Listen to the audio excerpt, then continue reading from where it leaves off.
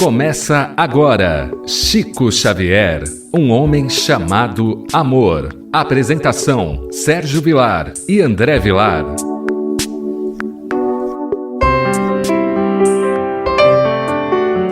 Queridos amigos da Rádio Boa Nova, que alegria mais uma vez estarmos juntos diante da sua companhia para o programa Chico Xavier, um homem chamado amor. Apresentação de Sérgio Vilar e de André Luiz Chiarini Vilar. Hoje nós vamos ver uma história muito interessante envolvendo o grande personagem Humberto de Campos. O título que o professor Ramiro Gama dá: Os Mortos Estão de Pé. Relembrando que estudamos semanalmente sempre uma história do livro Lindos Casos de Chico Xavier, do professor Ramiro Gama, relembrando sempre que eram histórias contadas pelo próprio Chico, ou seja, esse livro não é de biografia, mas sim de autobiografia, porque o Chico participou diretamente nas histórias que foi contada por ele mesmo e o que o professor Ramiro Gama pôs nessa obra.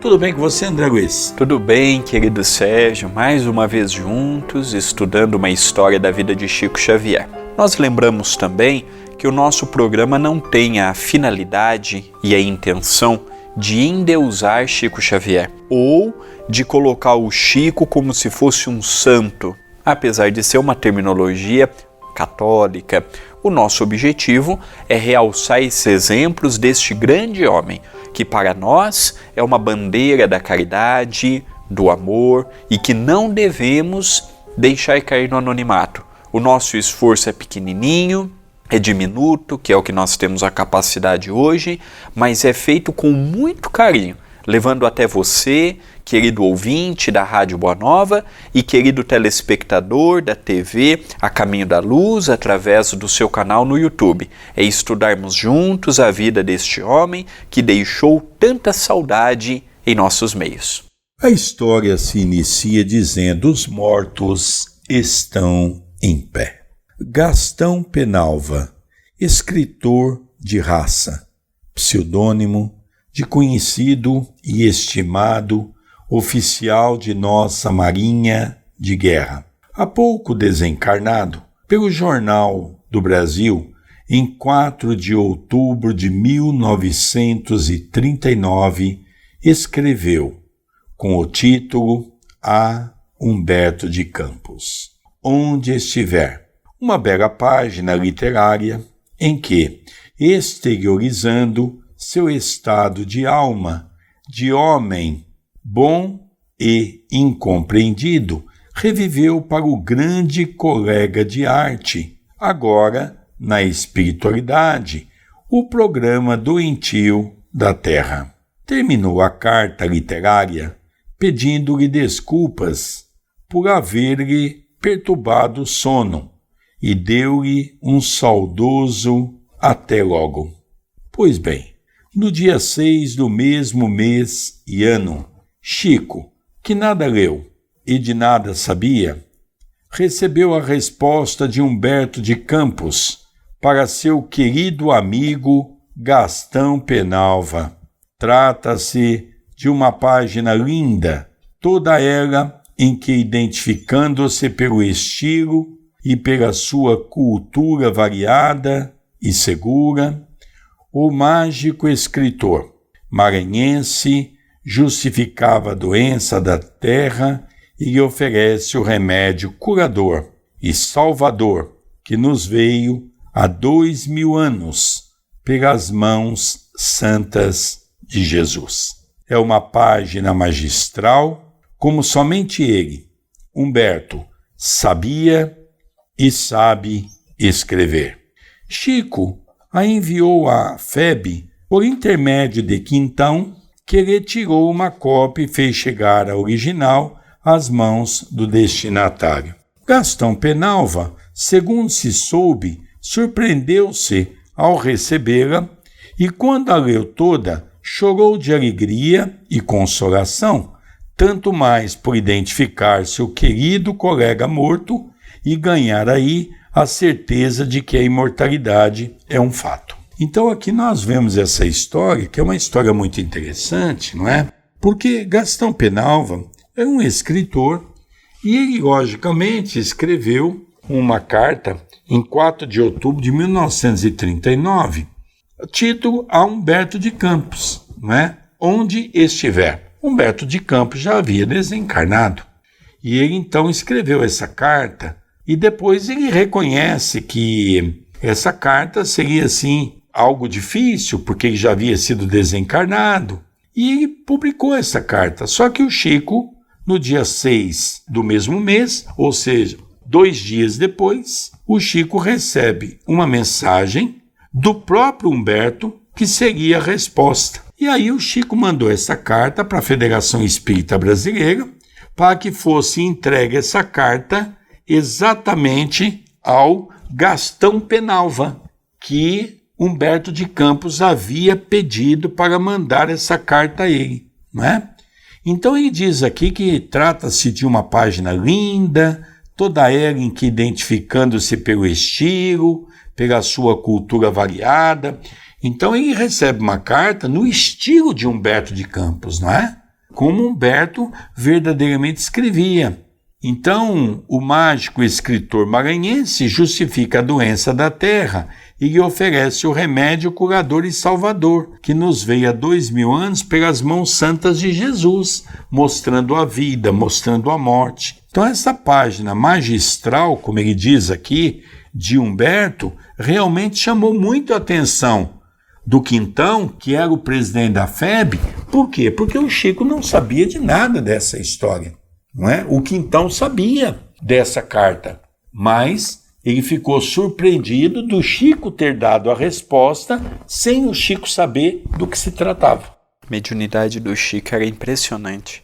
Nós vemos uma mediunidade como esta, uma história linda, mostrando a imortalidade da alma, porque você escrever no estilo literário de uma outra pessoa não é fácil. E Humberto de Campos era de uma cultura, era um escritor reconhecido no Brasil, chegou a ser o presidente da Academia de Letras aqui do Brasil, era um escritor reconhecido nacionalmente, internacionalmente, era de uma cultura ímpar naquela altura.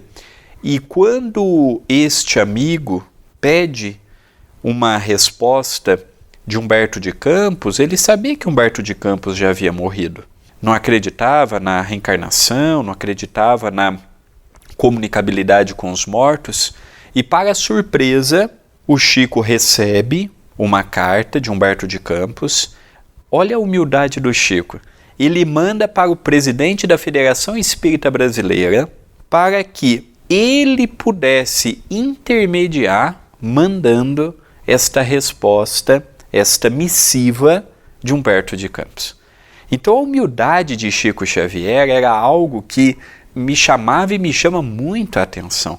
O Chico ele próprio poderia ter dado um modo de ter enviado, mas ele se submete ao seu amigo Quintão para que pudesse intermediar na entrega da mensagem. E quando o amigo de Humberto de Campos lê a carta, ele percebe que realmente trata do célebre escritor maranhense, Humberto de Campos. Aqui nós vamos ver agora o desenrolar da história. Até aqui, logicamente, a mediunidade do Chico, tem algo que é um pedido de um encarnado, e vem a resposta do plano espiritual sem que o médium soubesse da história. Mas é agora que nós vamos ver, e eu gostaria que você prestasse atenção na leitura, porque é muito interessante o desdobrar dessa história. Gastão Penalva, mais tarde, espalhou a notícia e, particularmente, contou o caso com minudências ao seu colega João Luso, descrente das verdades espíritas, que logo depois de ouvi-lo disse-lhe: isto é um sonho, não acredito que os mortos vivam. Aqui vamos ver que aqui já começa a mudar um pouco o panorama, não é? Por quê? Porque Gastão contou para um outro escritor, que era João Luso, o que havia acontecido. João Luso não acreditava em nada daquilo que se falava no movimento espírita, e ele então chega a dizer ao Gastão que aquilo é um sonho. Ele não acredita de nada daquilo que aconteceu. Bem retrucou-lhe Gastão Penalva: um dia você terá uma prova. Espere e verá. Passou-se o tempo. Ambos ficaram doentes e Gastão, sem que João Luso soubesse, desencarnou. Logo que melhorou e pôde sair, João Luso foi ao Jornal do Brasil de que era um colaborador para pôr em dia seus escritos. Então veja, aqui eram 3 personagens que escrevia para jornal, né? Humberto de Campos, Gastão Penalva e o nosso irmão João Luso. Então João Luso não acreditava em nada disso. Tanto Gastão quanto João Luso ficaram doentes. Só que o João Luso melhorou.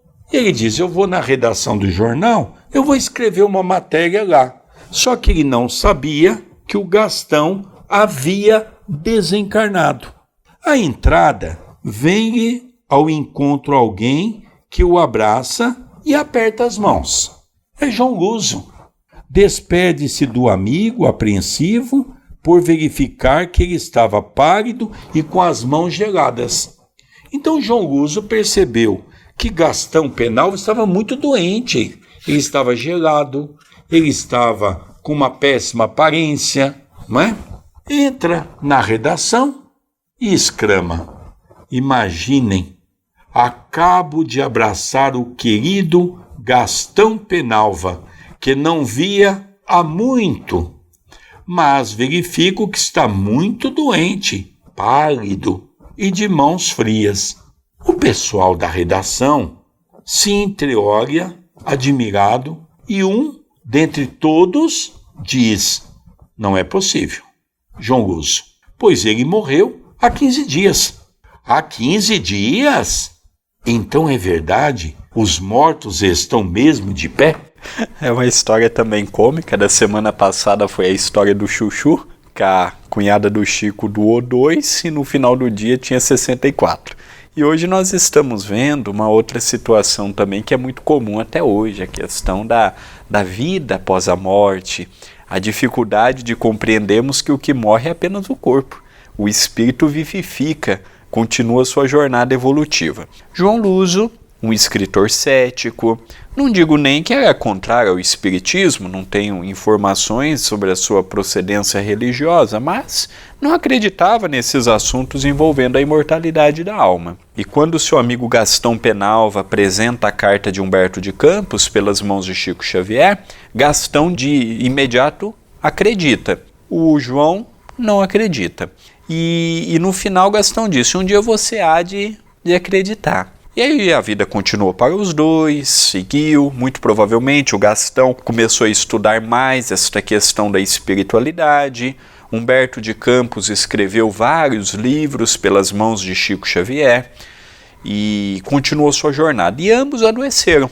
Um desencarnou e o outro não. E quando ele estava chegando diante da redação, o João Luso viu seu amigo Gastão e percebeu que ele estava pálido, frio, que ele estava com uma aparência de doente.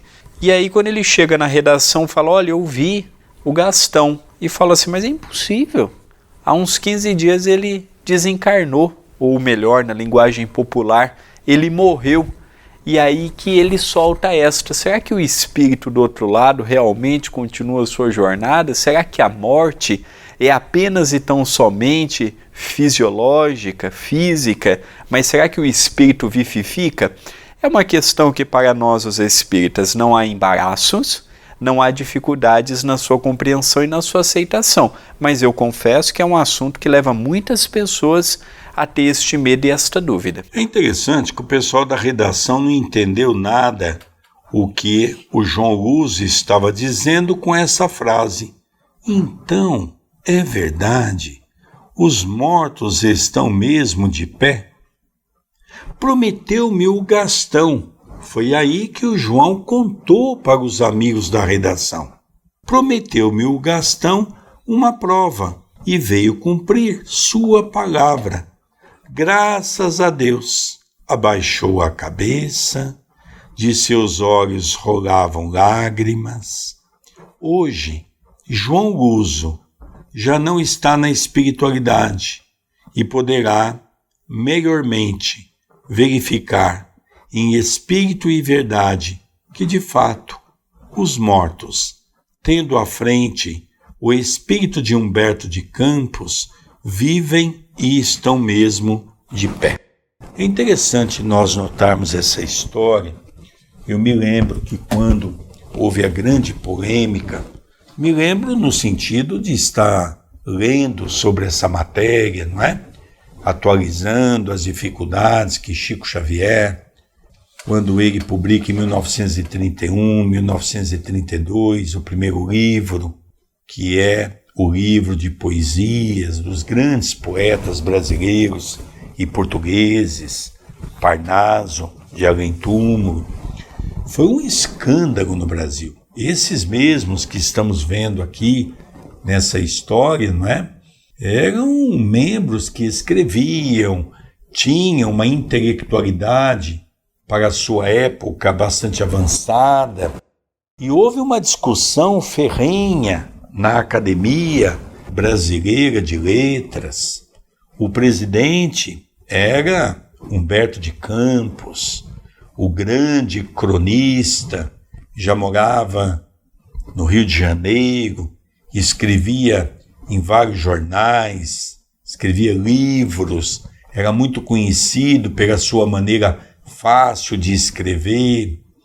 E Humberto de Campos, então, ouve os seus colegas da academia, não é? Todos colocando que o Chico fazia pastiche, ele era um imitador dos trovadores, dos poetas, ele tinha facilidade para copiar todos eles.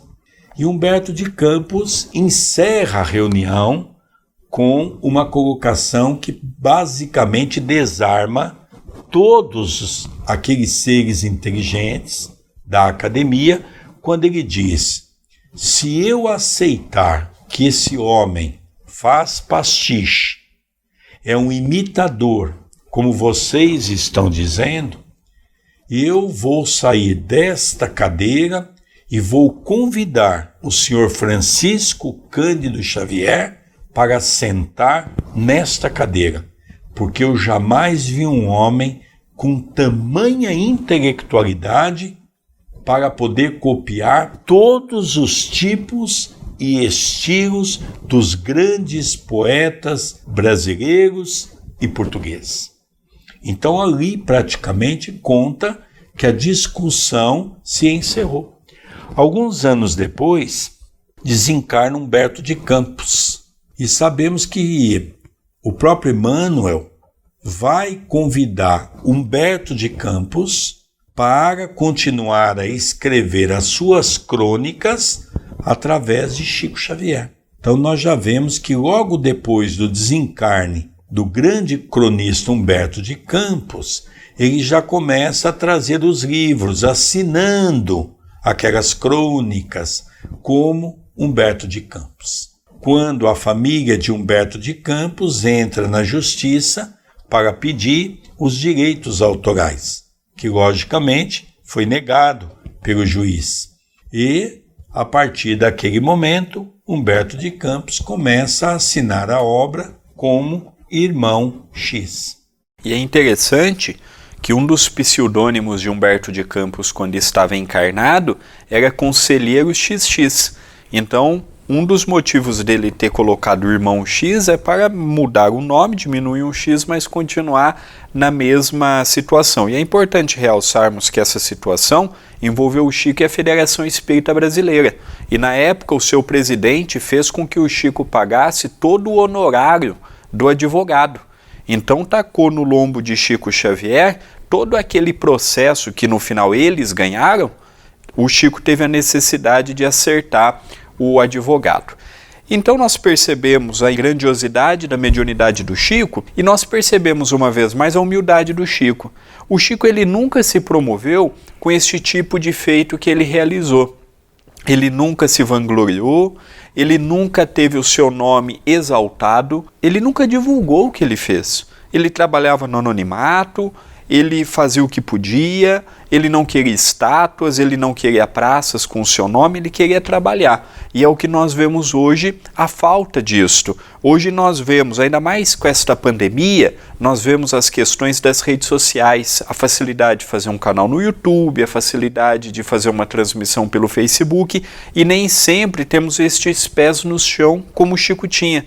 Manter a humildade, manter a simplicidade. Então isso falta muito nos dias atuais. É verdade. E uma coisa muito interessante que nos chama a atenção é a maneira violenta com que desabrocha a mediunidade em Chico Xavier. Eu digo maneira violenta porque, logicamente, havia necessidade de vir com grande impacto. E, logicamente, o grande impacto seria mexer com as mentes inteligentes do Brasil, os intelectuais. Então nós sabemos, por exemplo, que os poetas têm os seus estilos, não é? Por exemplo, dizem que um dos poetas mais difíceis de se imitar, não só que é quase que único, é o Augusto dos Anjos. Porque é o único poeta que escreve na primeira pessoa, eu. Segundo os grandes poetas retratam, diz que é muito difícil você conseguir fazer rima usando apenas a primeira pessoa. É muito complicado. E ele conseguia fazer isso com maestria. E o Chico recebeu muitas mensagens de Augusto dos Anjos. Tem uma coisa interessante, quando começaram a estudar a obra de Augusto dos Anjos depois da sua morte, tem um poema inacabado.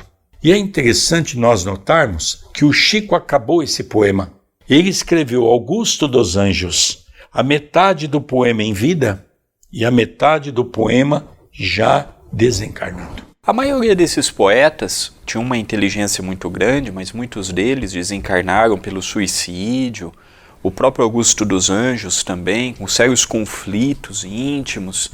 Mas essa questão da mediunidade do Chico, da resposta que nós vimos hoje, eu e nosso querido Sérgio assistimos o filme do Chico novamente esses tempos atrás e relembramos daquela história envolvendo Davi Nasser e João Mazon, que trabalhavam na revista O Cruzeiro da época, na década de 60. Na atualidade, hoje essa revista, os mais jovens já não recordam mais, mas era uma revista que tinha um impacto na época e uma grande vendagem.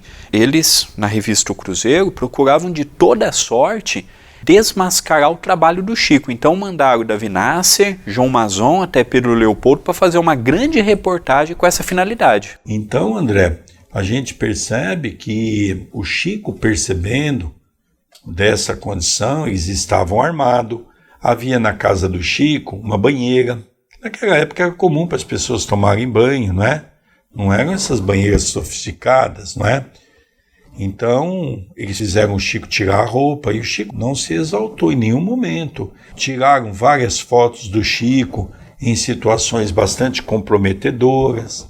Como não tinha ninguém a casa, o Chico havia pedido para que eles saíssem.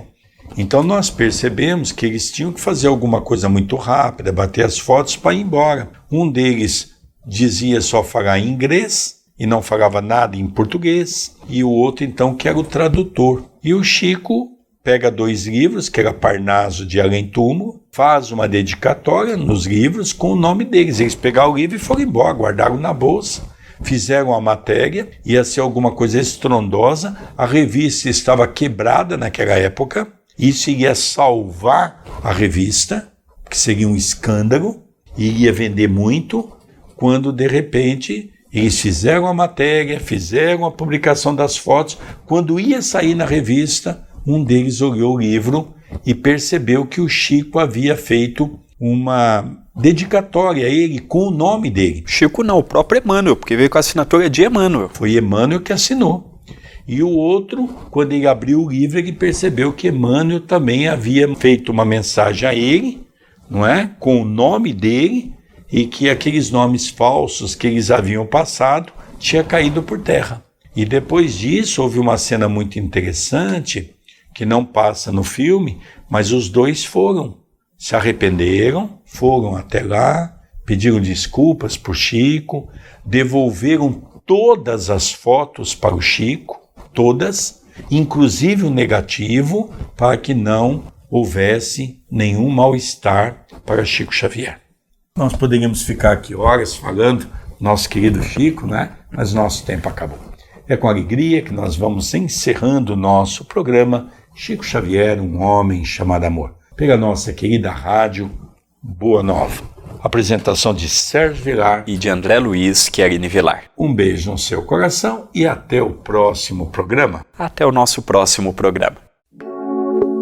Você acompanhou Chico Xavier, um homem chamado amor.